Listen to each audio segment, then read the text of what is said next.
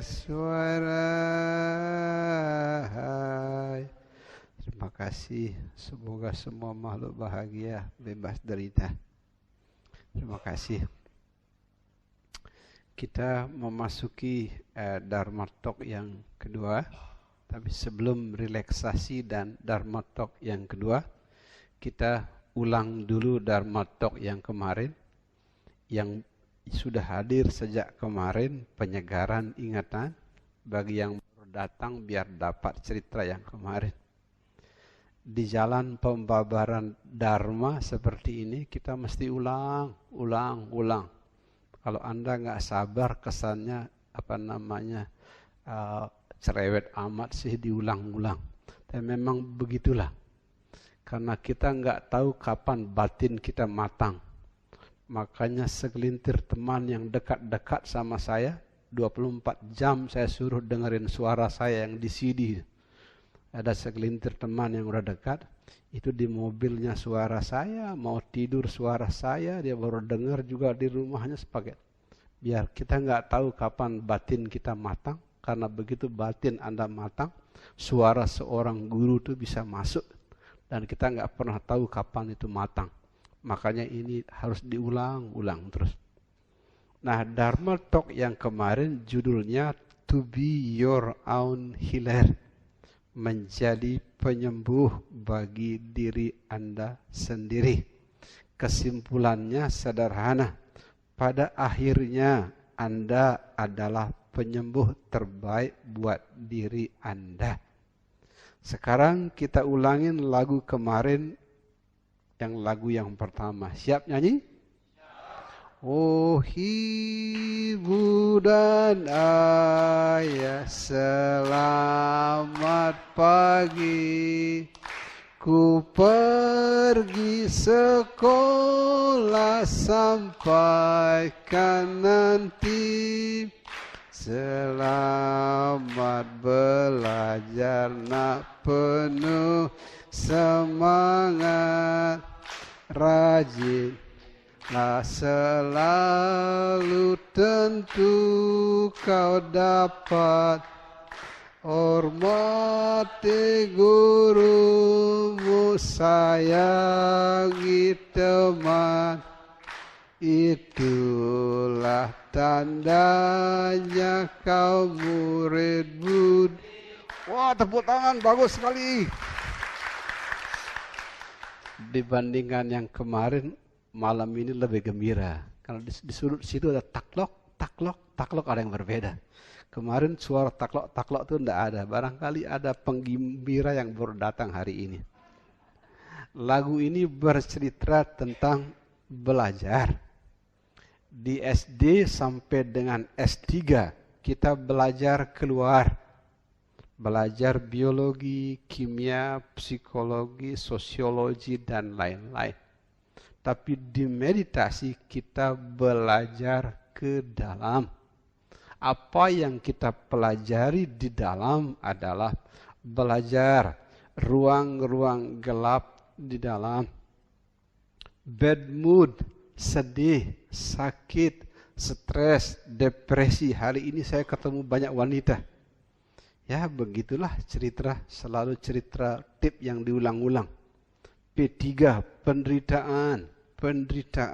Tidak ada orang yang kaya bahagia datang ke sini. Yang datang ke sini ya ada yang mau mati besok pagi, gitu-gitulah. Yang sudah kena penyakit begini, penyakit begitu. Rasa sakit, kesedihan, dan segala bentuk hal yang dibenci oleh banyak orang adalah masukan kalau ada ruang-ruang gelap di dalam. Nah, lewat meditasi, ruang-ruang gelap itu kita pelajari, kita terangi dengan cahaya kesadaran. Jadi belajarnya selama 5 hari ini belajar ke dalam. Anda yang belajar psikologinya Sigmund Freud, ia disebut sebagai alam bawah sadar, the unconscious. Ya, mimpi buruk, kita nggak berharap mimpi buruk, kita mimpi buruk. Kita nggak minta bad mood, Tidak ada manusia berdoa kena kanker juga. Itu bagian dari cara alam bawah sadar berbicara ke Anda. Anda muridnya psikolog Carl Jung. Ruang gelap di dalam disebut the shadow. The shadow itu bayangan yang mengikuti kita kemanapun kita pergi. Di dunia psikologi, sang bayangan sama alam bawah sadar itu disebabkan karena kita terlalu banyak menekan emosi tatkala kita berumur kecil. Umur 0 sampai 10 tahun kita banyak menekan. Emosi yang tertekan itulah terlempar ke gudang alam bawah sadar. Dia tersimpan menjadi sampah 1, sampah 2, sampah ketiga. Tatkala kita dewasa, sampah itu muncul dalam bentuk berbagai macam hal yang tidak kita kehendaki. Makanya ada segelintir sahabat yang sakitnya parah, saya tanya, cerita, apa yang terjadi di umur 10 tahun ke bawah? Ya macam-macam lah. Ada yang dipanggil dengan nama binatang lah sama bapaknya lah. Ada yang serem-serem pokoknya. Karena Anda menekan di waktu kecil, dia menjadi ruang gelap di dalam yang disebut sebagai alam bawah sadar. Kalau Anda bercerita spiritualitas timur, Eastern spirituality, itu alam bawah sadar, sang bayangan hanya karma yang berputar. Kalau psikologi membatasi ruang bawah sadar hanya sampai umur 0 sampai 10. Spiritualitas timur lebih jauh dia. Lebih jauh. Yaitu di kehidupan sebelumnya. Berguru kepada Guru Agung Buddha, karena ini wihara. Beliau tatkala mengalami pencerahan, beliau melihat ribuan kehidupan sebelumnya. Jadi beberapa kejadian menyedihkan di zamannya Pangeran Siddhartha itu akibat kehidupan beliau yang ribuan kehidupan sebelumnya. Tatkala beliau jadi monyet, tatkala beliau jadi kura-kura, tatkala beliau jadi pangeran yang namanya Sutasoma, macam-macam. Jadi kalau spiritualitas timur mendalami alam bawah sadar itu dalam time frame, dalam waktu yang jauh lebih panjang. Tapi apapun sebabnya, alam bawah sadar itu ada, ruang gelap itu ada, dan itu yang membuat Anda sampai di tempat ini. Sekarang kita belajar memasuki alam gelap di dalam diri kita. Beri pupuk supaya subur, menanam jagung di kebun kita. Ambil cangkulmu, kita bekerja tak jemu-jemu. Cangkul yang dalam, menanam jagung di kebun kita. Tepuk tangan.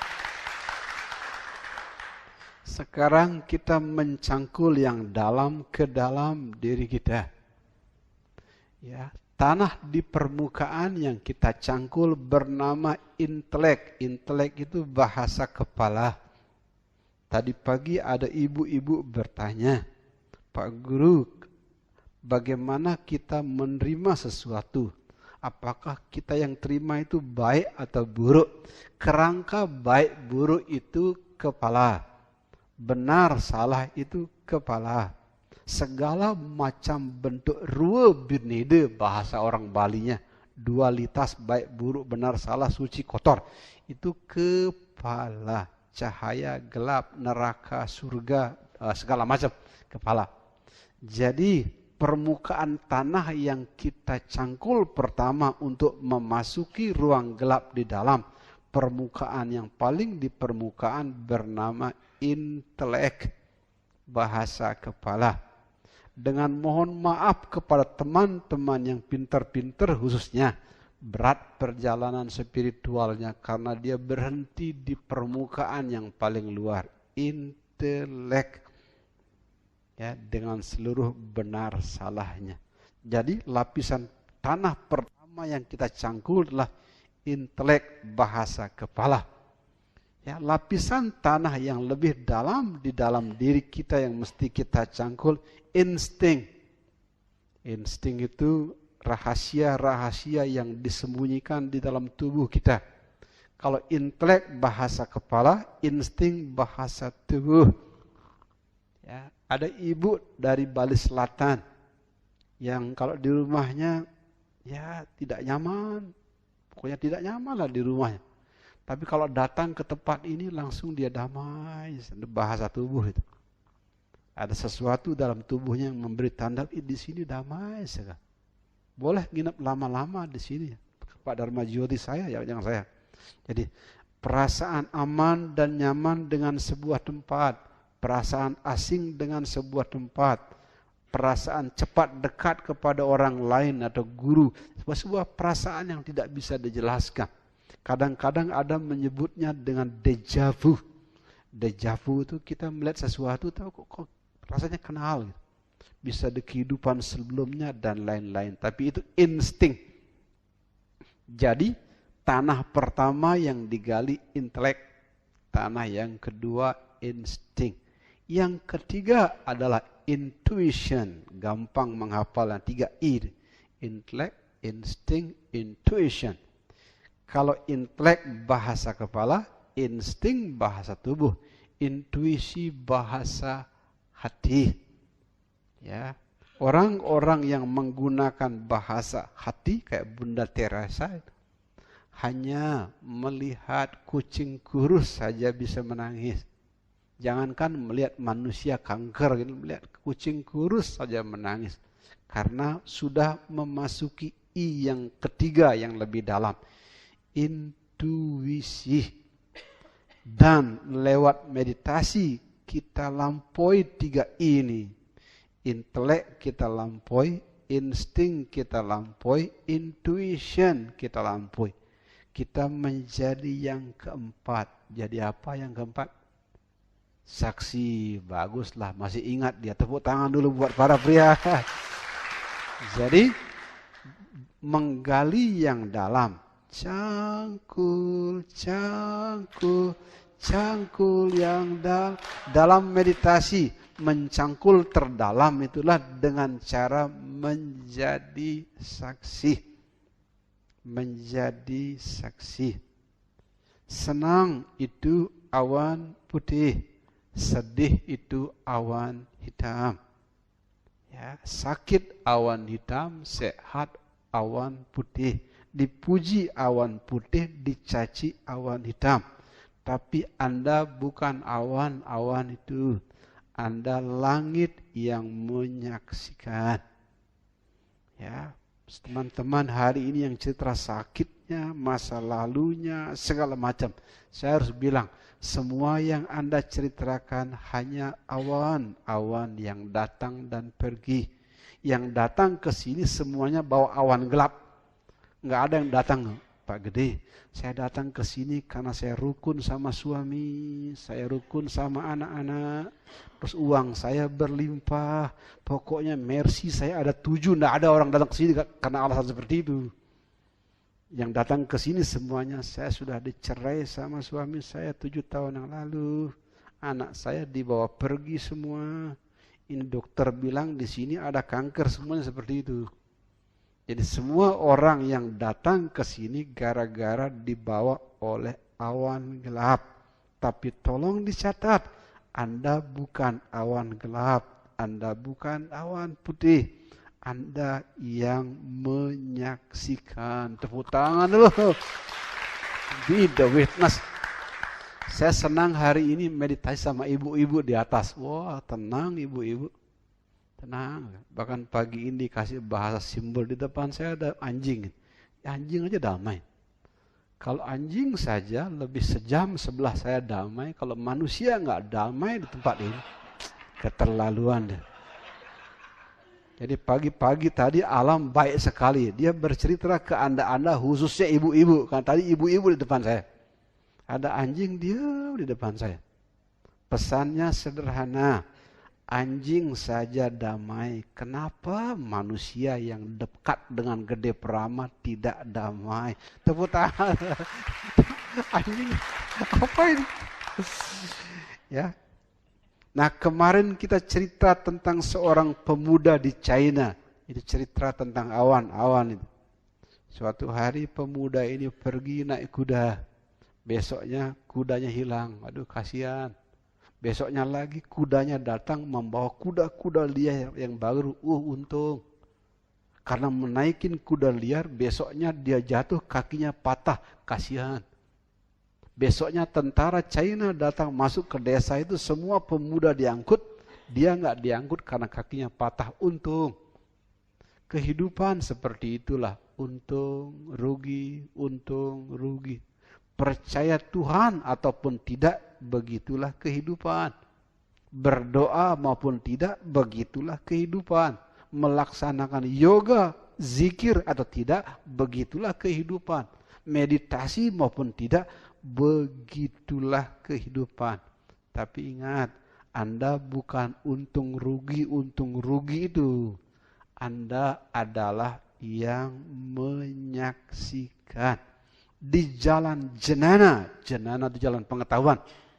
Karena meditasi itu jalan jenana. Di jalan jenana, jalan pengetahuan. Ini yang disebut sebagai God as a law. Tuhan sebagai sebuah hukum. Anda mau baca buku suci maupun tidak, ya kehidupan kayak gitulah. Untung, rugi, naik, turun. Seperti saya melayani banyak orang di internet. Kalau lagi apes gitu. Adalah orang memaki, tidak ada kenalan apa. Dia tidak tahu kalau yang mengelola itu orang tua yang botak. Dia bilang, ultimately your grammar is shockingly awful. Kurang ajar. Aduh, Anda itu tata bahasanya jelek sekali katanya. Tapi saya nggak tahu. Anak-anak muda itu dari Amerika. Ada anak muda dari India. Filosofi big mouth no action. Dia nggak tahu ngomong sama siapa. Tapi saya nggak pernah layani. Tapi kalau lagi baik, hari ini lagi baik adalah wanita cantik dari Eropa. Why do I cry reading your messages? Itu orang baik. Kalau lagi baik itu ketemu. Kenapa saya menangis membaca pesan Anda gitu? Itu lagi baik. Ya begitulah kehidupan. Ya untung, rugi, baik, buruk. Tapi ingat, Anda bukan untung, rugi dan naik turun. Anda yang menyaksikan. Let it be, let it be, let it be, let it be. Whisper words of wisdom, let it be. Meditasi adalah menyaksikan apa saja aliran kehidupan di saat ini. Tadi pagi saya senang, ibu-ibu tenang, tidak ada kerosok, nggak ada. Tenang sekali. Karena semuanya sudah mengerti lagu Let It Be. Air sifat alaminya basah, api sifat alaminya panas. Air ya basah, api ya panas. Yang namanya meditasi, membiarkan air sebagai air, membiarkan api sebagai api. Di Zen ada cerita menarik, cerita pendek menarik tapi dalam. Tatkala hujan turun, bebek menyemplungkan diri ke kolam, ayam bersembunyi di bawah pohon. Ayam menjauh dari air, bebek mendekat dengan air. Dua-duanya mengambil jalan yang berseberangan, tapi dua-duanya bahagia apa adanya. Tepuk tangan. Itu meditasi. Nah, dengan cara seperti itu Anda menyaksikan, Anda melewati tanah intelek, mencangkul tanah insting, mencangkul tanah intuisi. Dengan cara seperti apa? Menjadi yang menyaksikan. Bangun tidurku terus mandi, tidak lupa menggosok gigi. Habis mandi ku tolong ibu membersihkan tempat tidur. Jadi Anda disarankan meditasi 24 jam selama berada di sini. Sejak bangun tidur sampai tidur kembali meditasi. Apa saja yang dilakukan, asal penuh kesadaran dia menjadi meditasi. Duduk, jalan, makan, berbicara, semuanya penuh kesadaran. Berbicara penuh kesadaran sebagai contoh.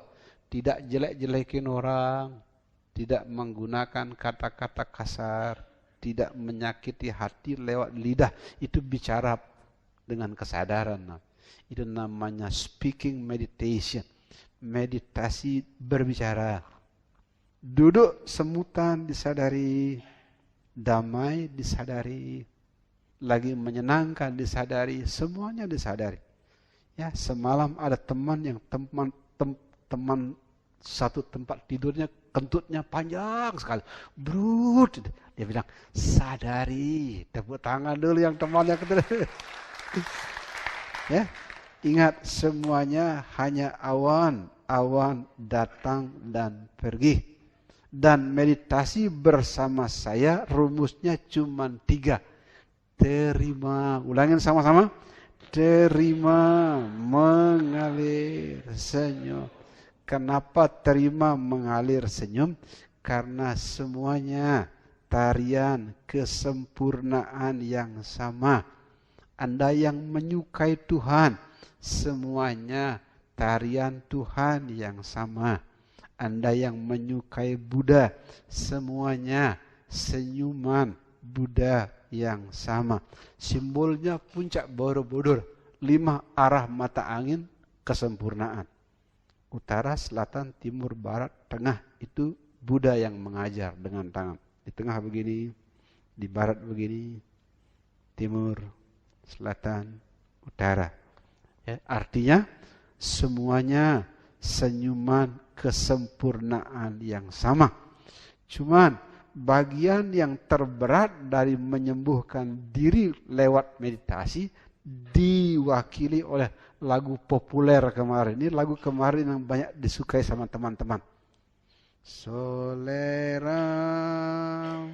soleram, soleram, anak yang manis, anak manis, janganlah dicium. Sayang kalau dicium, merahlah pipinya. Tepuk tangan. Pesan lagu ini sederhana. Masa lalu yang buruk, bayi menangis. Rasa sakit, bayi menangis di dalam. Kesalahan, dosa yang mengejar-ngejar Anda. Semuanya bayi-bayi menangis di dalam. Dan tugas seorang meditator seperti kita, mendekat bayi menangis seperti kita mendekat soleram. Anak manis, janganlah dicium. Sayang kalau dicium, merahlah pipinya. Demikian sayang kita dengan bayi di dalam. Bahkan dicium pun jangan. Didekap. Makanya mengulangi pesan yang kemarin. Meditation heals you by accepting you as you are. Saya sering tulis tuh di Twitter dan Facebook. Meditasi menyembuhkan Anda dengan menerima diri Anda apa adanya. Hari ini ada banyak wanita cerita yang dengan ceritanya yang serem-serem dan menakutkan. Saya bilang, don't worry, be happy. Ya, jangan takut. Semua orang punya kekurangan dan ketidaksempurnaan. Ya, bagaimana meditasi menyembuhkan kekurangan dan ketidaksempurnaan? Sederhana. Didekap. Ada rumus tadi. Terima, mengalir, senyum. Maka ntar saya bimbing lagi Anda meditasi. Bayi menangis. Bisa penyakit, rasa sakit, dosa, rasa bersalah, kesedihan, penderitaan, segala macam. Bayi menangis di dalam. Dan cara menyembuhkannya adalah, anak manis, janganlah dicium. Sayang kalau dicium, merahlah pipinya. Tepuk tangan. Sekarang kita nyanyi lagu relax. Kelinciku, kelinciku, kau manis sekali, melompat kian kemari. Sepanjang hari aku ingin menemani, sepulang sekolah bersamamu lagi menari-nari. Tepuk tangan dulu. Menyembuhkan diri kita seperti membeli kelinci yang baru dibeli. Tatkala kelinci baru dibeli, ditangkap, lompat dia. Tangkap, lompat dia. Seperti itu pikiran yang baru disentuh meditasi. Segelintir teman masih ragu, apa benar kalau kita dekap rasa sakit dan penyakit kita bisa sembuh? Melawan di dalam. Seperti kelinci yang baru dibeli, ditangkap, melompat. Tapi kalau kelincinya sering dikasih rumput, dikasih minum, lebih-lebih kelincinya sering didekap, lama-lama diam. Seperti itulah rumus terima, mengalir, senyum, menyembuhkan Anda. Persis seperti memberi makan rumput kepada kelinci yang baru dibeli. Persis seperti memberi minum air kepada kelinci yang kita baru beli. Pertama-tama melompat, lama-lama lompatannya tambah halus. Sampai suatu hari dia diam di tengah di sebuah tempat bernama konsentrasi. Itu makanya teman-teman yang baru belajar meditasi, yang sabar. Ya, saya belajar meditasi tatkala putri saya yang pertama berumur 4 tahun. Sekarang itu anak sudah berumur 31, sudah punya anak 2 lagi. Ya, 27 tahun saya merawat kelinci di dalam, 27 tahun. Sehingga yang tekun, masa lalu yang buruk, ada wanita yang merasa berdosa gara-gara pernah abortus, ada yang begini, begitu. Jangan lupa didekap. Rasa sakit dan rasa bersalahnya didekap. Nina bobo, oh Nina bobo, kalau tidak bobo digigit nyamuk. Nina bobo, oh Nina bobo, kalau tidak bobo digigit nyamuk. Meditation heals you by accepting you as you are. meditasi menyembuhkan Anda dengan mendekap Anda apa adanya. Saya dari kecil udah dikasih tanda. Dari kecil udah dikasih tanda, Gede Prama Anda akan jadi guru. Dan ajaran yang mengalir melalui Anda adalah didekap. Tanda saya akan jadi guru dengan ajaran mendekap adalah tatkala saya masih kecil. Di desa saya, di zaman saya masih kecil, SD, saya satu-satunya anak yang diteteki ibu saya sampai umur 9 tahun.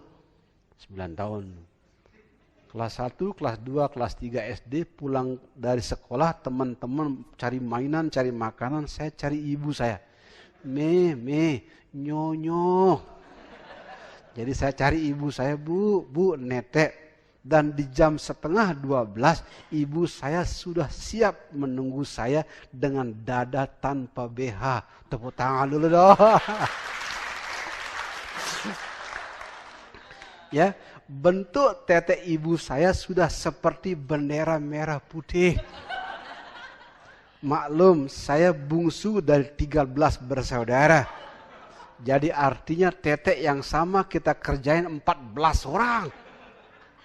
Jadi waktu itu saya sering bertanya, Tuhan, kenapa saya menjadi satu-satunya anak yang mentetek sampai umur sebesar ini? Kakak di atas saya sering marah-marah, kamu bikin malu. Satu-satunya anak kecil yang netek sampai malu gitu. Tiap hari begitu, tapi tidak peduli.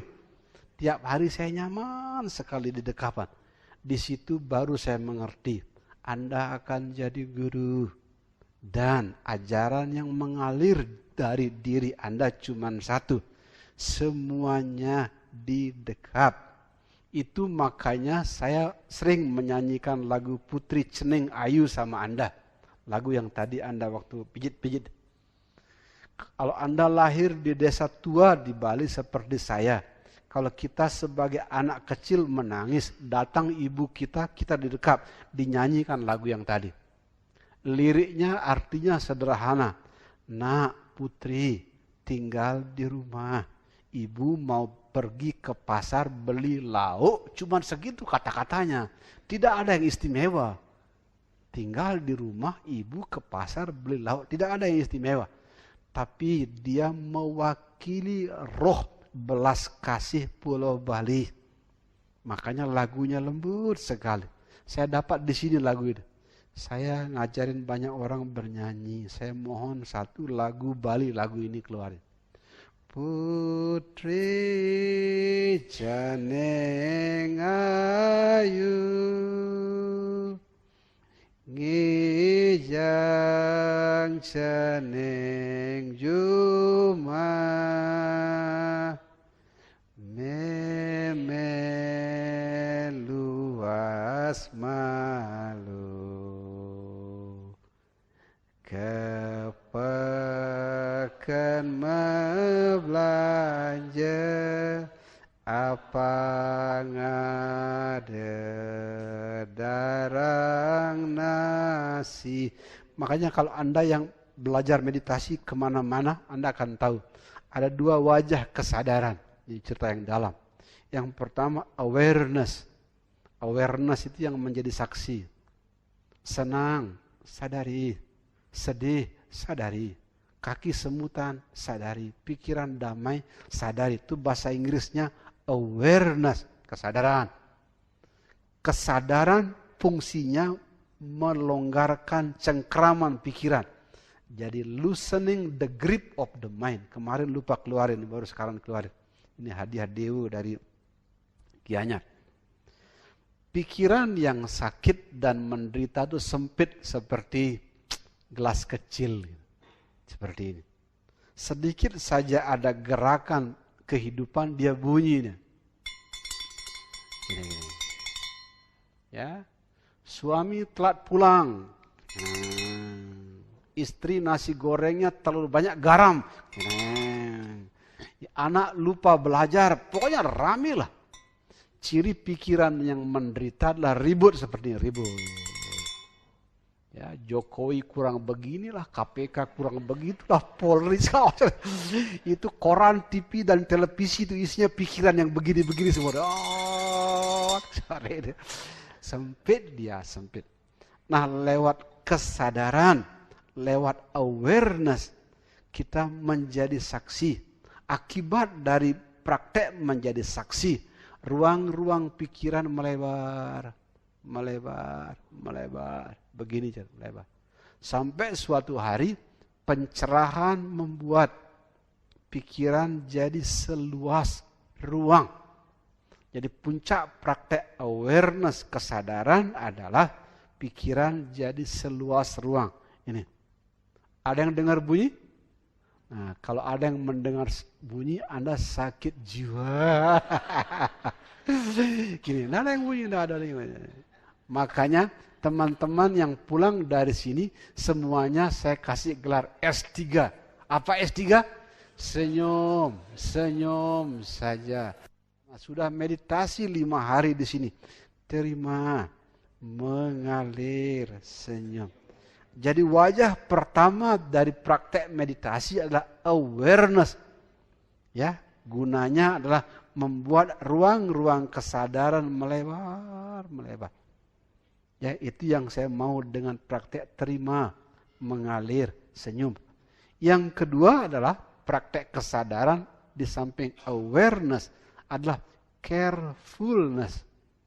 Kalau kesadaran itu menyaksikan, melonggarkan cengkeraman pikiran, carefulness itu yang mendekat. Didekat. Kalau kesadaran melonggarkan cengkeraman pikiran, perawatan carefulness menyembuhkan luka jiwa di dalam. Jadi awareness loosening the grip of the mind. Kesadaran itu melonggarkan cengkeraman pikiran. Carefulness heal your soul wound.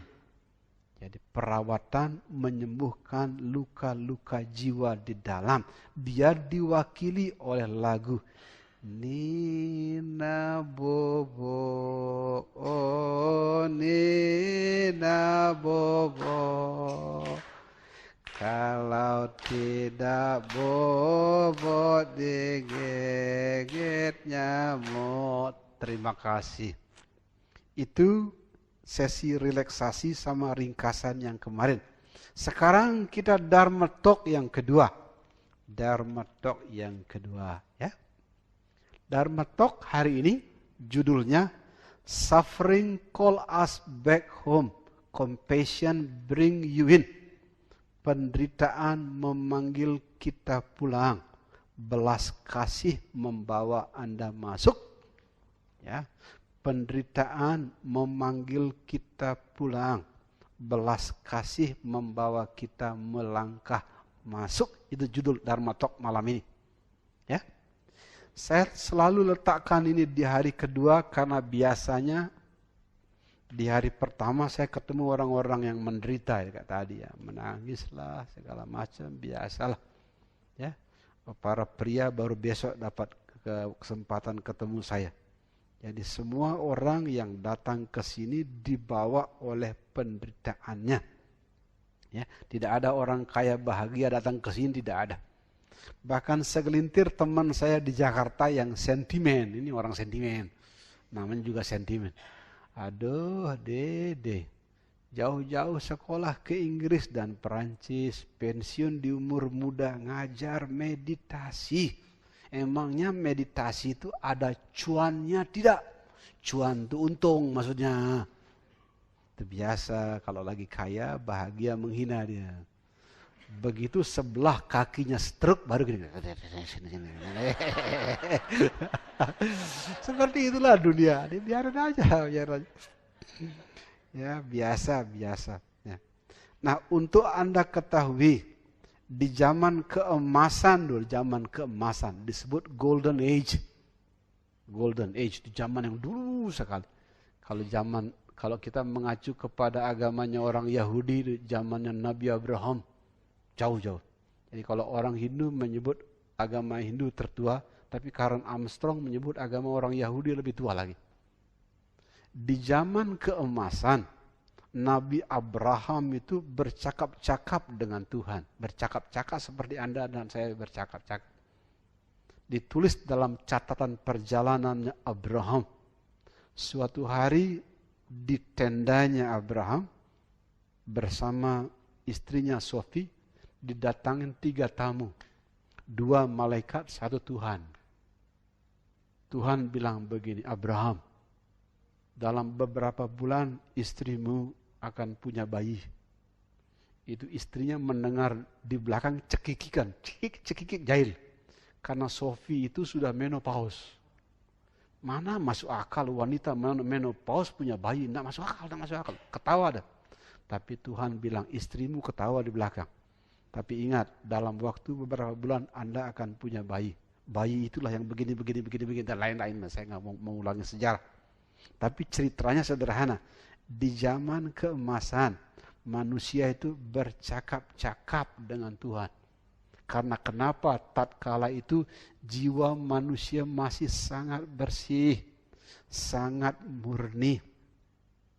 Anda yang di agama Hindu yang belajar Bhagavad Gita, itu percakapan dengan Tuhan juga. Arjuna bercakap-cakap dengan Sri Krishna. Sri Krishna itu reinkarnasi Tuhan yang disebut Awatara. Ingat, Arjuna itu. Saya cari tahu kenapa Arjuna yang diberkahi bercakap-cakap dengan Tuhan. Bukan Bima yang tukang berkelahi, tidak bisa. Yudhistira yang playboy juga tidak bisa. Saya cari kenapa Arjuna yang dapat kesempatan bercakap-cakap dengan Tuhan. Saya cari di kamus agama Hindu. Arjuna itu artinya purity of the heart. Arjuna artinya hati yang suci.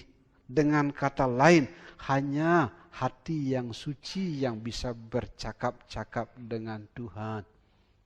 Jadi di zaman keemasan, manusia bercakap-cakap dengan Tuhan. Karena hati dan jiwa manusia masih bersih sekali. Kalau sekarang kebanyakan manusia, Joko Sembung pergi ke Jawa Timur, tidak nyambung brur. Ya, zaman sekarang. Nah, di zaman kita tidak lagi disebut zaman keemasan. This is no longer golden age, but axial age. Di zaman kita disebut sebagai zaman kapak. Sudah lewat zaman keemasan, ini zaman kapak. Karen Armstrong menulis. Di zaman kapak, semua nabi dihaluskan lewat penderitaan. Semua. Tidak kebanyakan, semua. Nabi termuda, Nabi Muhammad, itu dikerjain sama suku Quraisy itu. Berkali-kali juga hampir terbunuh. Sampai beliau hijrah 400 mil ke utara. Dari Mekah ke Madinah.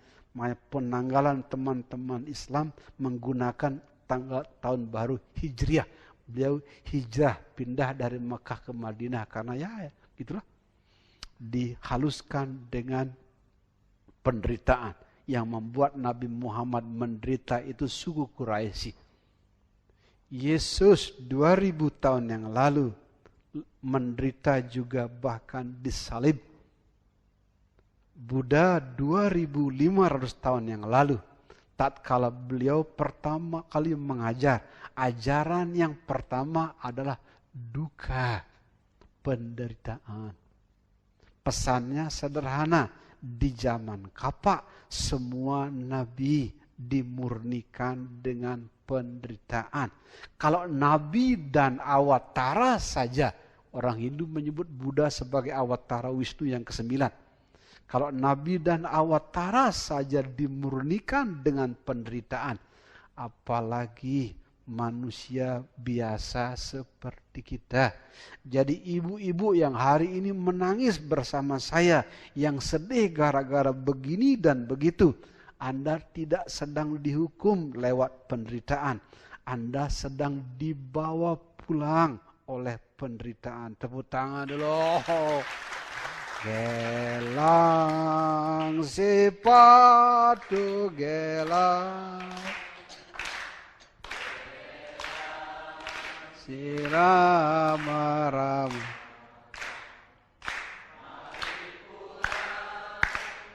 Rela pulang, pulanglah kita bersama-sama. Makanya judul Dharma Talk malam ini, penderitaan memanggil kita pulang. Suffering call you back home. Saya sering ditanya, karena menurut orang Jakarta saya orang aneh. Ngapain pensiun muda? Ngapain pulang? Tinggal di kampung. Saya selalu bilang, saya sedih sekali gara-gara Bali kena bom. Jadi bom Bali itu membuat tubuh saya menggigil, menangis 2 minggu, sedih sekali. Seperti itulah saya dipanggil sama Pulau Bali. Jadi penderitaan memanggil kita pulang. Ya, makanya sering saya tulis di Twitter dan Facebook. Anda tidak sedang dihukum lewat rasa sakit, tapi Anda sedang dipanggil pulang. Macam-macam orang jiwanya dipanggil pulang. Ada cerai, ada anaknya begini begitu, ada kena sakit begitu, segala macam. Ada yang ditipu sama guru spiritual, macam-macam. Pokoknya bagaimanapun caranya, itu hanya bahasa simbol. Penderitaan adalah bahasa simbol. Panggilannya cuma satu, memanggil Anda pulang. Andaikan hidup ini isinya hanya kesenangan dan kebahagiaan, Anda akan congkak, pasti. Orang-orang yang isi hidupnya cuma kesenangan dan kebahagiaan, itu sombongnya minta ampun, pasti. Itu pasti dah. Kalau Anda lahir keluarga kaya, tidak pernah sakit, tidak pernah menderita, selalu lebih tinggi dibandingkan orang lain, itu pasti sombong sekali. Dan kesombongan membuat Anda jatuh. Dan semua orang yang datang ke Brahma Wihara, sekali lagi semua, bukan kebanyakan, semua dibawa ke sini gara-gara penderitaan. Sehingga malam ini berterima kasihlah kepada penderitaan Anda, karena penderitaan Anda lah yang membawa Anda ke Brahma Wihara. Penderitaan. Terima kasih kepada penderitaan, karena penderitaan yang membuat Anda melangkah pulang. Ya, makanya sering saya bilang, tidak apa-apa menangis, menangislah, tidak apa-apa, sehat menangis, biar keluar tangis, tidak apa-apa. Tapi ingat, Anda tidak sedang dihukum, Anda tidak sedang dimarahin sama Tuhan lewat penderitaan ini. Anda sedang dipanggil pulang. Nah, syukurnya Anda berjalan pulang ketika tubuh masih sehat. Ini kan tubuhnya masih sehat, jalannya bagus dan lain-lain. Ya, kalau Anda sudah lumpuh di rumah gimana? Apalagi ada teman gila beneran. Saya ada teman kos saya waktu SMA di Singaraja.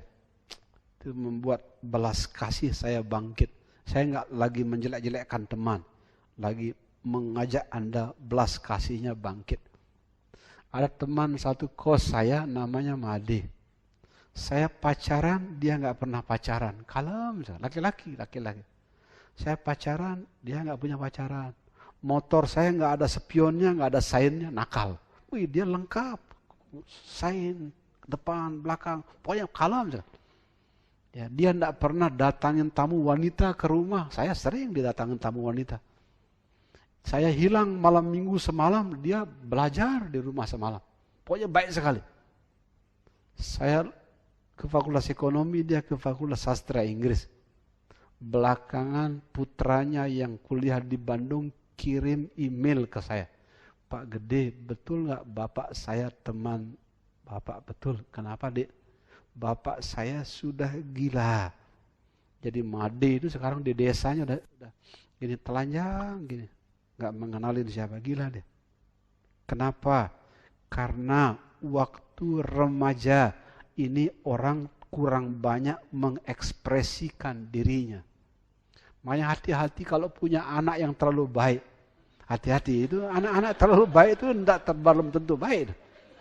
Anak-anak dah tidak pernah ngomong, senyum, tidak ada nakalnya, disuruh mama ke sekolah ya ke sekolah, les ya les, pokoknya ngikut sekali kayak robot, hati-hati tuh, nanti di tuanya keluarnya aneh-aneh. Saya sudah berjumpa banyak murid di sini ribuan. Ciri orang timur yang sakit seperti kita orang timur, kita terlalu banyak menekan waktu dia kecil. Jangan duduk di bantal, nanti bisul. Jangan mengambil dengan pakai tangan kiri, tidak sopan. Banyak sekali larangannya. Jangan ke sana, ada hantu. Hantunya mana juga kita nggak ngerti. Jadi kita terlalu banyak menekan. Dan jiwa yang tertekan inilah tatkala tua dia mengalami explosion, ledakan.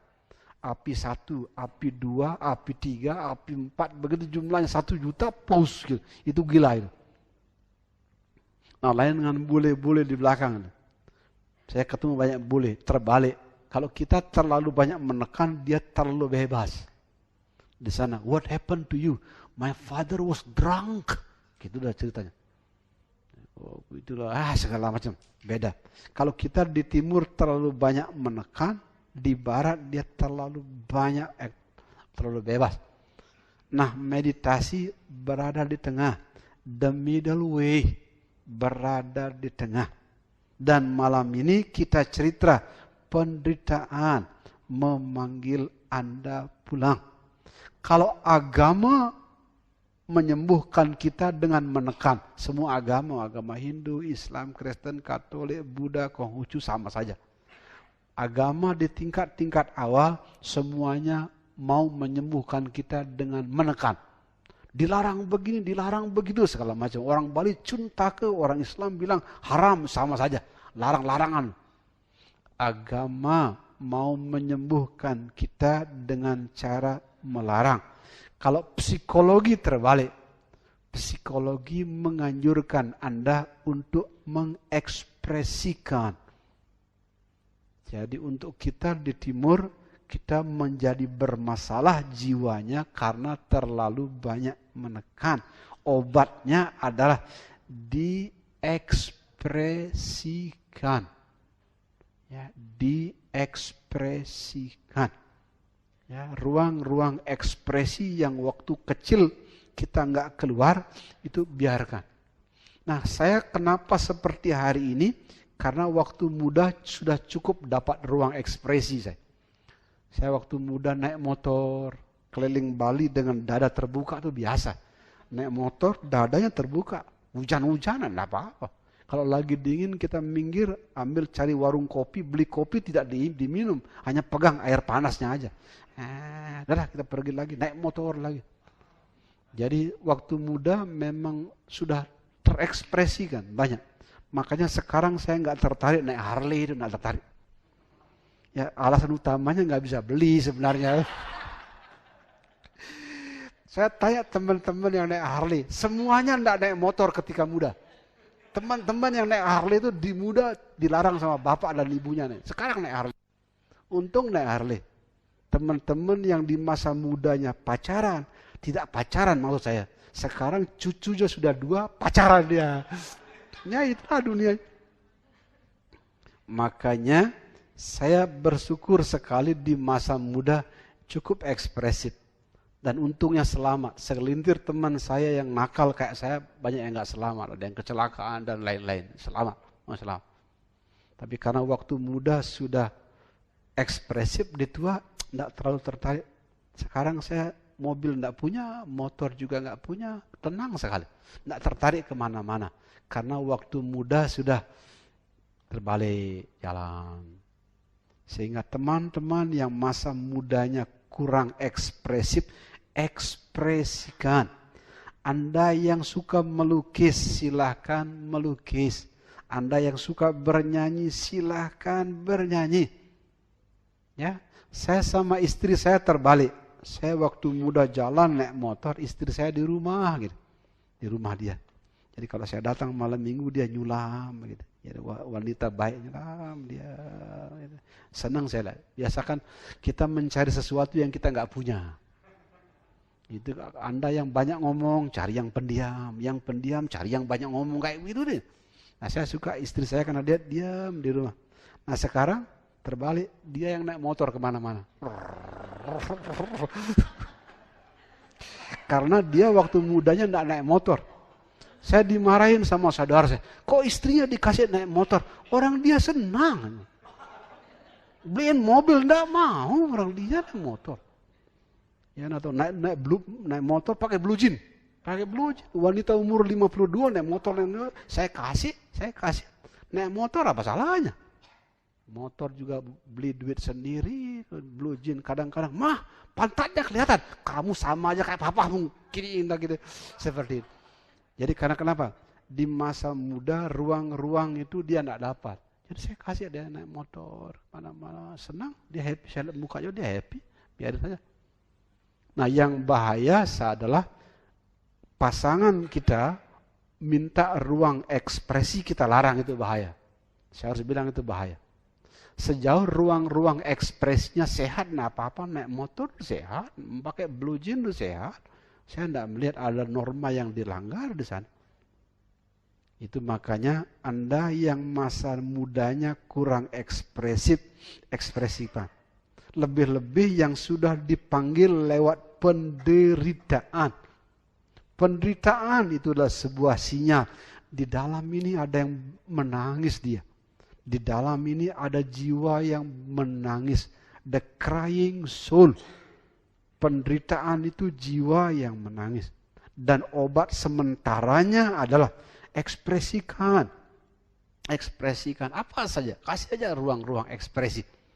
Itu makanya saya punya 3 anak, saya lihat asal ruang-ruang ekspresinya sehat, saya kasih. Terserah, macam-macam, ketiga-tiganya lain-lain. Dan anak saya yang kedua malah akuntan. Anda tahu akuntan?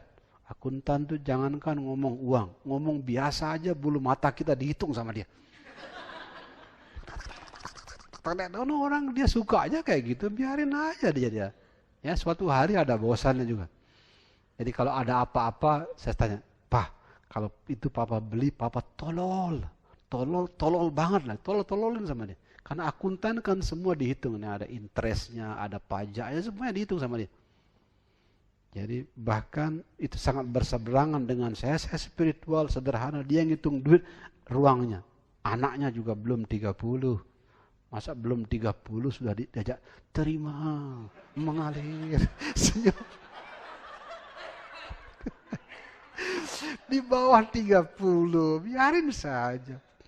Sekarang dia nyanyi, juta gentar, membela yang bayar, silakan. Umur di bawah 30. Tapi kalau di bawah 30, di bawah 40, ruang-ruang ekspresinya optimum, nanti di umur 50 baru mudah mengajak. Terima, mengalir, senyum. Ya, jadi Anda the crying soul, Anda adalah jiwa yang menangis, dan terapi jangka pendeknya adalah diekspresikan. Makanya kalau lagi sesi relaksasi itu kan gempa bumi, segala macam. Itu manusia-manusia yang di rumahnya tidak bahagia kayak begitu. Digoncang punggung teman. Saya kasih Anda ruang ekspresi di sini. Tapi besok pagi jangan lupa Anda hening. Besok kita lihat seberapa baik doa pria di tempat ini. Kalau pagi-pagi kan wanita cuaca terang, diam, hening, kita lihat. Besok pria, tepuk tangan dulu buat pria. Kita lihat besok seberapa baik doanya dia malam ini. Tapi kalau malam ini Anda cubit-cubitan, senggol-senggolan, besok cuacanya parah dah. Jadi malam ini para pria berdoa yang baik, biar besok dapat cuaca yang lebih cerah, dapat ruang meditasi yang lebih indah dari tadi pagi. Jadi mengulangi Dharma Talk yang kedua malam ini, penderitaan memanggil kita pulang. Ya, jangan takut dengan penderitaan. Jangan menyebut Anda dosa, jangan menyebut Anda bersalah dengan penderitaan. Anda sedang dipanggil pulang. Nah, meditasi adalah jalan pulang. Meditasi adalah jalan pulang. Di jalan meditasi bersama saya, bagaimana pulangnya? Pertama, terima. Ulangin sama-sama. Terima. Mengalir. Senyum. Itu melonggarkan cengkraman pikiran. Awareness. Yang kedua, carefulness. Carefulness itu dirawat, didekap. Lewat seperti cerita lagu Putri Cening Ayu. Begitu kita mengikuti panggilan penderitaan untuk segera pulang. Dan obat terbaik di jalan saya bernama compassion. Jadi penderitaan memanggil kita pulang, belas kasih membuat kita melangkah masuk. Anda pasti bertanya, apa itu belas kasih? Sebelum kita bisa berbelas kasih kepada orang lain, Anda mesti berbelas kasih dulu kepada diri sendiri. Ini dulu. Tidak mungkin kita berbelas kasih kepada orang lain sebelum kita berbelas kasih kepada diri sendiri. Dan sumber belas kasih di dalam yang bisa membuat belas kasih Anda bangkit, itulah kekurangan, kesedihan, penderitaan. Makanya meditasi bersama saya semuanya didekap. Ya, biar Anda mempraktekkan belas kasih untuk diri Anda sendiri. Karena begitu belas kasih Anda kepada diri sendiri sempurna, baru bisa Anda berbelas kasih kepada orang lain. Pedoman belas kasih cuma dua. Pertama, banyak menyayangi. Yang kedua, kalau tidak bisa menyayangi, cukup tidak menyakiti. Jadi diri Anda jangan lupa disayangi. Seburuk apapun masa lalu Anda disayangi. Sejelek apapun kehidupan Anda didekap. Tapi kalau Anda tidak bisa menyayangi hidup Anda, cukup jangan menyakiti. Dengan menghakimi diri, itu Anda menyakiti. Dengan menyebut diri berdosa, Anda menyakiti diri. Dan di jalan belas kasih bersama saya, yang menyembuhkan adalah rasa sakitnya didekap. Makanya wanita yang di mukaannya ada tai lalat itu hokinya bagus. Hokinya bagus. Kenapa hokinya bagus? Untung tai lalat bukan tai kebo. Jadi artinya kalau punyanya tai lalat, cintai tai lalat. Itu belas kasih. Anda yang botak bersama saya, aduh indah tuh botak. Ya, kalau artis botak harganya turun. Kalau guru botak sering dikira pintar. Lumayan. Itu praktek belas. Tidak ada perintah tepuk tangan. Itu praktek belas kasih kepada diri sendiri. Termasuk berbelas kasih kepada kekurangan yang kita punya di dalam. Ya. Saya tersentuh dengan cerita ini. Dan cerita ini yang sedang saya praktekkan di Bali setahun terakhir. Karena ini untuk pertama kali saya ke Bali dan tidak balik-balik. Meninggal. Ini praktek ini. Saya lihat memang ada hasilnya. Bagus lagi hasilnya. Suatu hari ada raksasa yang datang ke Tibet. Raksasa. Raksasa ini makanannya domba. Aneh. Ketika mau memakan domba di Tibet, tidak ada satupun domba yang dia bisa makan. Semuanya dombanya kenyal seperti karet. Makan. Ini apa nih? Ini bumi apa nih kok dombanya nggak bisa dimakan? Satu domba nggak bisa dimakan, dua domba, tiga. Akhirnya dia nanya kepada Pak Tani. Apa nama negeri Anda? Raksasa bertanya. Tibet. Kenapa domba di sini nggak bisa saya makan? Jawaban petaninya bagus sekali. Kami punya seorang raja yang setiap hari hanya memeditasikan belas kasih. Apa itu meditasi belas kasih? Tiap hari dia membayangkan semua makhluk sebagai ibu kandungnya. Kemudian dia panggil yang sakit, yang sedih, yang lapar, itu yang menderita itu semua dipanggil. Kemudian oleh raja, dia persembahkan darahnya sebagai minuman. Dia persembahkan dagingnya sebagai makanan. Dia persembahkan tulangnya sebagai kayu untuk melindungi. Seperti itu. Hasilnya apa? Dombanya tidak bisa dimakan. Raksasa ini langsung menghadap kepada raja. Dia langsung menghormat kepada raja. Tepuk tangan dulu. Anda tahu, ini yang saya sebut sebagai belas kasih tidak saja menyembuhkan diri kita, tapi juga menyembuhkan dunia. Ada cerita wanita yang mengagumkan. Ini hari ini biar wanita senang. Besok mudah-mudahan ada cerita pria, mudah-mudahan belum keluar. Suatu hari ada wanita yang berdoa biar cepat kaya. Tuhan, tolong saya kasih calon suami anak orang kaya. Tiap hari doanya adalah minta calon suami anak orang kaya. Dan benar, dia dilamar oleh seorang pria ganteng, gagah, anak orang kaya, putra tunggal. Benar. Kenapa wanita ini berdoa biar menikah dengan anak orang kaya? Biar tidak perlu ngelamar kerja, tidak perlu ada karir-karir, langsung kaya di rumah orang. Maklum, wanita mata duitan. Tapi begitu wanita ini menikah dengan putra tunggal keluarga kaya, di keluarga kaya dia tidak ketemu surga, dia ketemu neraka. Terutama ibu mertuanya curiga, cerewet, tiap hari maki-maki. Ini apa maksud wanita ini untuk tiba-tiba cinta sama anak saya?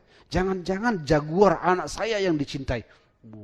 Ini apa maksudnya wanita tidak jelas asal-usulnya, tiba-tiba masuk, tiap hari dimaki. Gara-gara dimaki mertua, surga yang dia harapkan tidak saja tidak dapat, tapi dia menderita. Bulan pertama menderita, bulan kedua menderita, bulan ketiga menderita. Di bulan keempat dia tidak tahan menderitanya. Akhirnya wanita ini pergi menemui Pak Dukun. Pak Dukun yang sekaligus guru spiritual. Pak Dukun, tolong Pak Dukun, kenapa? Hidup saya menderita sekali. Saya pikir menikahi anak orang kaya saya akan ketemu surga, ternyata ketemu neraka. Kenapa ibu mertua saya begini. Lantas apa mau saya? Maumu kenapa? Kenapa ke tempat saya? Tolong berikan saya racun. Hah? Kenapa? Kalau ibu mertua saya mati, baru rumah tangga saya jadi surga. Wah, ini orang. Nah, pokoknya saya hanya pulang dari rumah Pak Dukun kalau saya dikasih racun. Pak Dukunnya bilang, saya punya racun, tapi racun ini bekerjanya pelan sekali. Kalau saya kasih racun yang cepat, mertuamu besok mati, Anda langsung tangkap polisi. Tapi ada racun bekerjanya pelan sekali. Tapi ada syaratnya. Racun ini hanya membunuh kalau Anda memperlakukan ibu mertuamu lebih baik dari kamu memperlakukan Dewi Kuan Im. Bagaimana caranya? Caranya, begitu ibu mertua baru bangun, Anda siapkan handuk, Anda siapkan sikat gigi, Anda masak tiap pagi untuk ibu mertua. Jangan lupa, sembah ibu mertuamu lebih baik dari menyembah Dewi Kuan Im. Akhirnya benar, di setiap air ibu mertuanya dimasukin racun. Pada saat yang sama disembah ibunya, besoknya racun lagi, terus disembah. Seperti menyembah Dewi Kuan Im. Anda tahu di minggu ketiga ibu mertuanya berubah. Dari ibu mertua yang cerewet dan galak menjadi baik dia. Dia bahkan lebih baik ke menantunya dibandingkan ke putra tunggalnya. Anak laki-lakinya dimarahin, menantunya disayang. Pergi diajak, dibeliin baju baru, Di bulan kedua ini pengantin baru mulai bersalah. Ini kalau mertua saya mati, saya membunuh wanita yang baik sekali ini. Balik ke Pak Dukun tolong Pak Dukun. Aduh. Kenapa? Itu ibu mertua saya baik sekali. Kenapa sekarang? Tolong saya kasih obat racunnya. Tidak ada.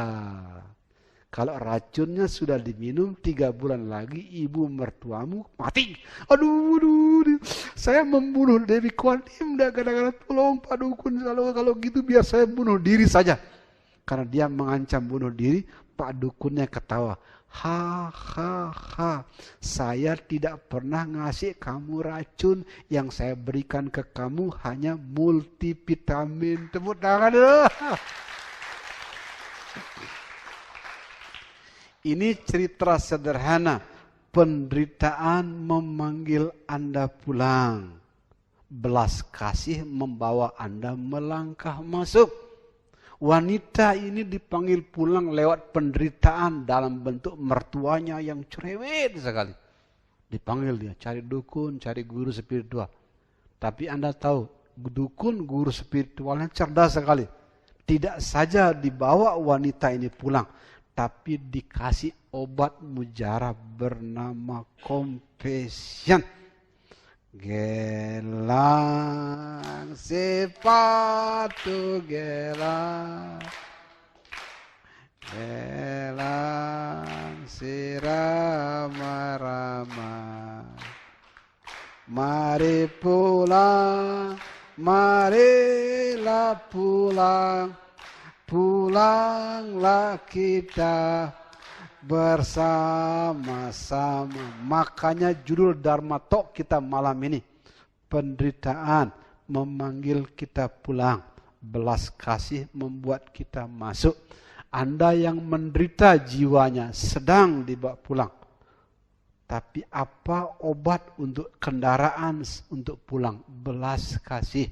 Dan sebelum Anda berbelas kasih ke orang lain, Anda berbelas kasih dulu dengan penyakit Anda, dengan rasa sakit Anda, dengan segala macam bentuk penderitaan yang ada di dalam diri Anda. Itu yang saya sebut sebagai penderitaan memanggil Anda pulang, belas kasih membawa Anda masuk. Kita ada waktu 16 menit untuk bertanya. Silahkan wanita dulu. Bagaimana caranya apa? Bagaimana caranya mengontrol pikiran sehingga lebih tenang, lebih damai? Oke, itu tepuk tangan dulu. Kalau di meditasi tidak disarankan mengontrol pikiran, jangan dikontrol. Kalau meditasi yang sempurna adalah alamiah, tidak ada upaya. Kalau Anda bilang mengontrol itu ada upaya. Begitu ada upaya, ada pertempuran di dalam diri Anda. Pertempuran itu yang membuat Anda sakit. Jadi jangan pernah berupaya mengontrol. Apapun berkah saat ini diterima. Tapi setelah diterima balik ke nafas. Ingat, jangan mengontrol, itu bedanya. Kalau penyembuhan yang datang dari barat itu penuh dengan perubahan dan pengontrolan istilah Anda. Penyembuhan dari timur terbalik. Ya, saya akan ulang-ulang. Meditasi menyembuhkan Anda dengan menerima diri Anda apa adanya. Di barat psikologi disebut sebagai psychoanalysis. Gurunya Sigmund Freud. Jadi ciri kesembuhan psikologi ala barat semuanya dianalisis. Ini analisis, ini analisis. Ujungnya Sigmund Freud gila di umur tuanya. Ya benar, Sigmund Freud itu gila. Tapi psikologi barat menganalisis, psikologi timur tidak menganalisis. Hanya menyaksikan. Begitu Anda bilang mengontrol, itu Anda di tanah yang paling permukaan, intelek gitu. Siapa yang mau mengontrol intelek? Jangan pernah mengontrol. Ya, apapun berkah saat ini diterima, kemudian kembali ke nafas. Wanita kedua, tadi naikin tangan, ya. Tuh. Silakan. Putri Janengai. Silakan. Terima kasih atas kesempatannya. Di sini saya ingin bertanya, sebelumnya nama saya Agung Gita. Saya ingin bertanya, tujuan kita lahir ke dunia itu pasti mempunyai tujuan, salah satunya itu membayar utang, itu karma. Saya ingin memberi sebuah contoh, yaitu ketika kita hidup di dunia pasti tidak terlepas dari yang namanya penderitaan. Itu adalah salah satu cara untuk membayar karma yang mungkin kita harus bayar di kehidupan kita. Nah, bagaimana caranya ketika dalam sebuah kehidupan penderitaan yang mungkin diderita oleh seseorang itu benar-benar tidak bisa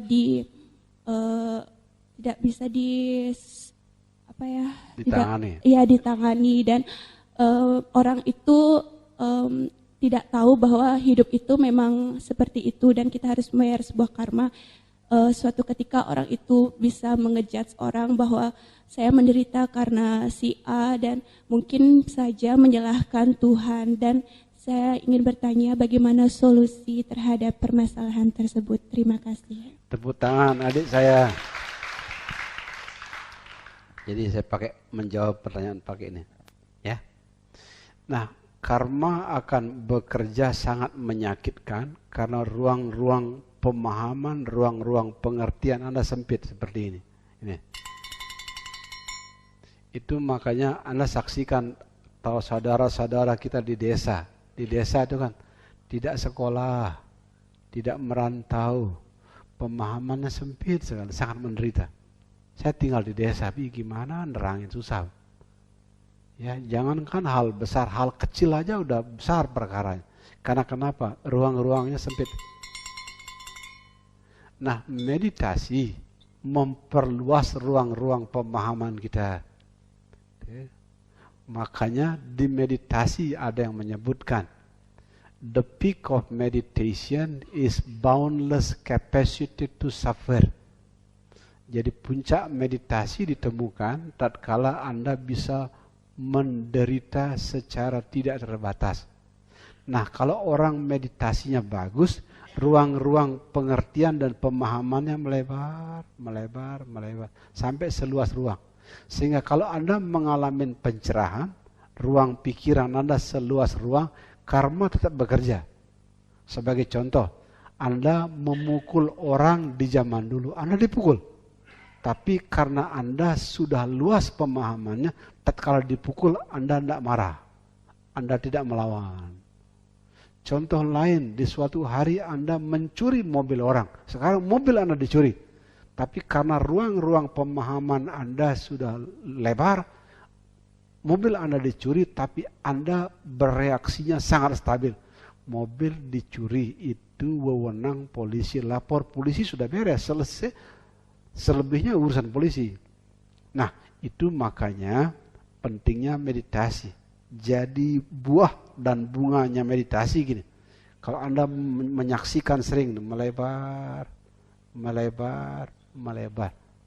Dan puncaknya terjadi kalau pikiran Anda seluas ruang.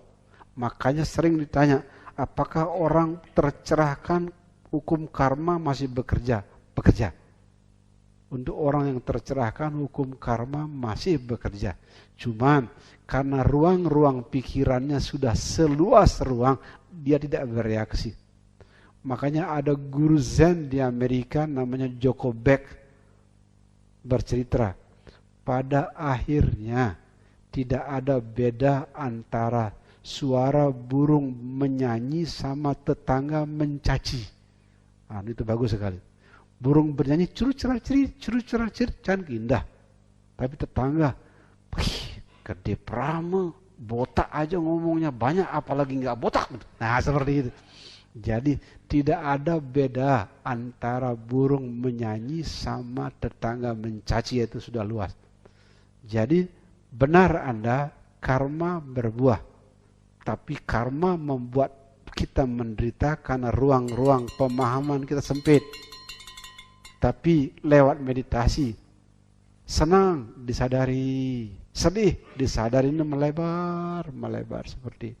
Begitu meditasi menyembuhkan jiwa kita. Wanita yang ketiga, ya terakhir di sini. Habis ini kita ke pria, karena prianya udah marah-marah. Ya. Putri Janenga. Terima kasih Guru. Ya. Tadi saya mendengar bahwa dari kemarin yang harus kita jalankan adalah menerima, mengalir, dan tersenyum. Ya. Ketika kita melihat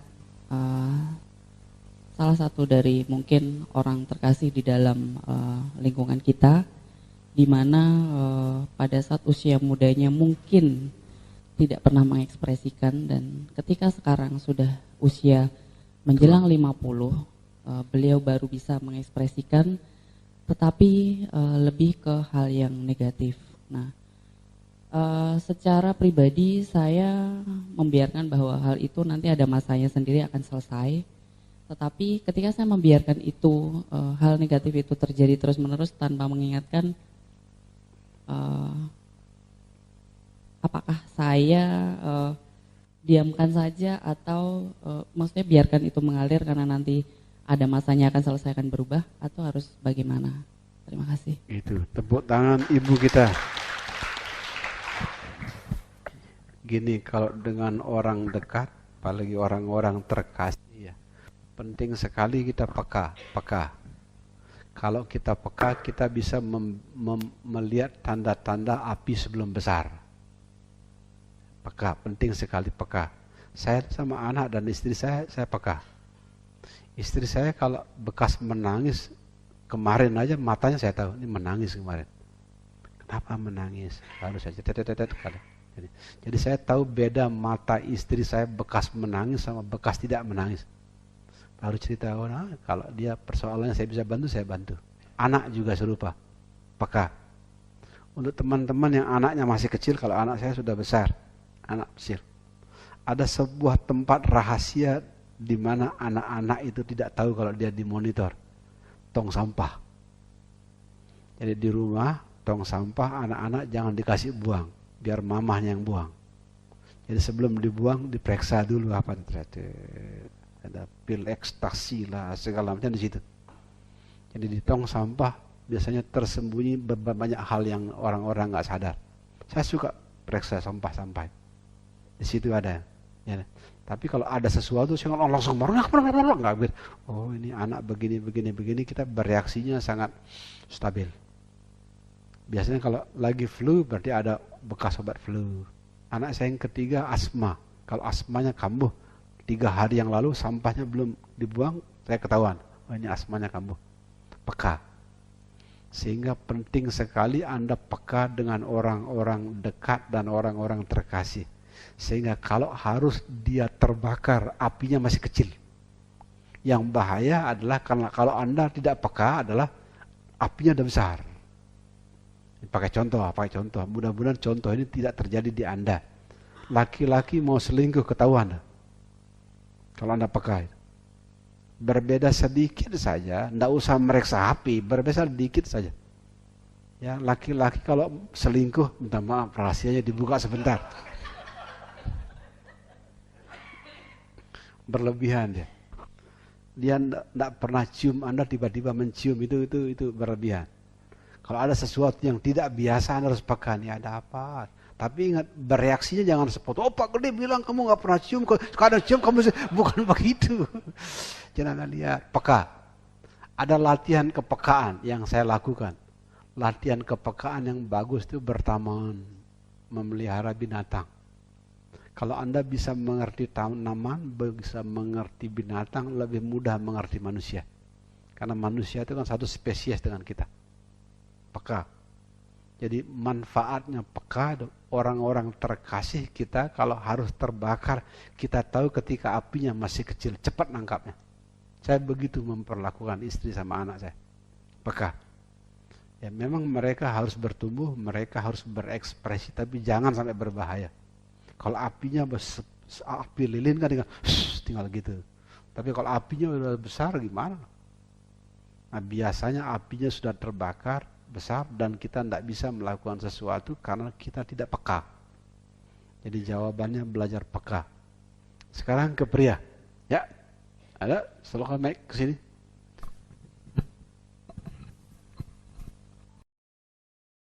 Selamat malam, terima kasih Guru. Jadi saya ingin sharing tentang pengalaman setelah meditasi tadi. Jadi pada saat membersihkan gelas, sendok, kemudian saya membayangkan bagaimana membersihkan kemarahan, kemudian datang lebah ya. Jadi lebah di depan, ya mau mendekat begitu. Kemudian saya tidak hiraukan itu. Ya anggaplah mungkin ini suatu kebetulan. Kemudian pada saat ke genta, jadi saya meditasi Di bawah di genta ya. Meditasi jalan. Kemudian muncul lagi dan sama Apa mendekat. lebahnya? Lebah. Kemudian saya meditasi jalan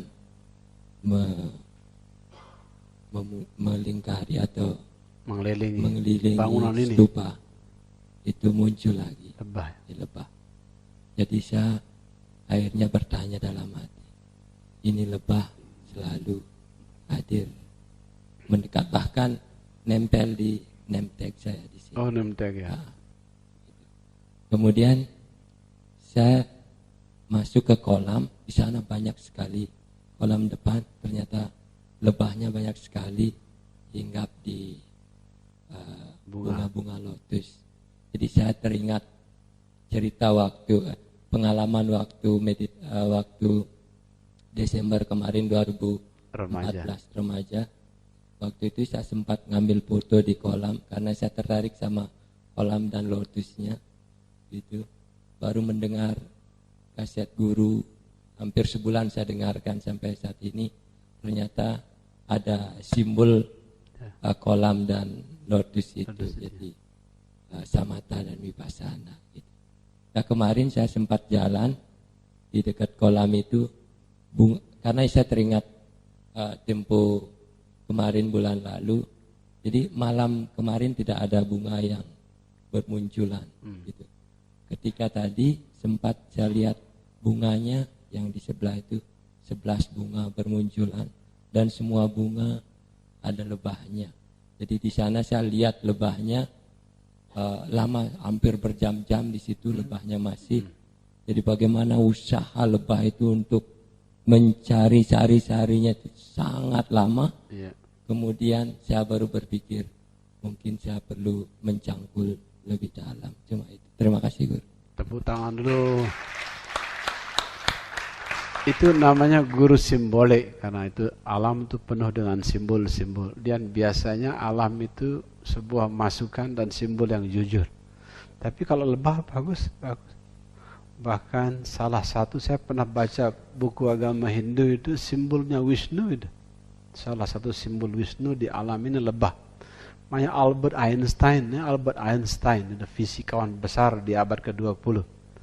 Begitu lebah lenyap dari muka bumi ini, manusia tinggal punya umur 4 tahun. Ini andaikan lebah hari ini hilang, 4 tahun lagi lenyap nih spesies manusia itu. Albert Einstein. Jadi tidak main-main dengan lebah. Jadi simbol yang bagus. Yang kedua kan lebah kan yang dicari bunga, mencari madu. Simbolnya adalah barangkali lebah mencium bunga dalam diri Anda, tapi gunakan itu sebagai sebuah feedback untuk menggali lebih dalam. Jangan digunakan untuk jadi sombong-sombongan. Pria yang kedua. Ya, yang kedua. Swastiastu, selamat malam Guru. Ini satu kebetulan juga. Sampai sekarang saya masih gemeter, ini Guru barusan nggak tahu, saya nak minta mix, saya dikasih mix. Gitu ya. Saya awalnya tidak ingin bertanya, cuma ingin mengkip bahwa sama juga tentang lebah tadi. Iya. Ya, tentang lebah agak lucu yang saya Karena agak lucu, saya malu mau bertanya. Kebetulan dikasih mic, mungkin disuruh lanjut aja guru. Tadi saya meditasi di bawah, di ada yang ada sekepat itu, saya sendiri sedang asiknya sudah rasa kram kaki, terima mengalir, senyum, sudah lama sekali rasanya, sampai lebah, suara lebah itu kan enggak pakai dedung gitu ya. Saya berpikir nah ini berhenti atau saya biarin sampai terima mengalir sampai nanti saya disengat, takutnya gitu kan guru. Enggak. Kalau Anda meditasinya dengan niat belas kasih enggak menyengat. Memaknakan pengalaman meditasi, jangan pernah memaknakannya ke arah memperbesar ego, itu pentingnya. Sehebat apapun pengalaman meditasi, jangan izinkan ego membesar, itu saya. Sebutlah sebagai contoh, nanti Anda melihat cahaya gitu. Jangan, saya melihat cahaya, berarti saya hebat. Jangan. Jadi, kalau untuk pemula pemaknaan meditasi, hindari mengarah kepada memperbesar ego, itu saja pemaknaan. Kalau Anda meditasinya sudah dalam, jangan dimaknakan.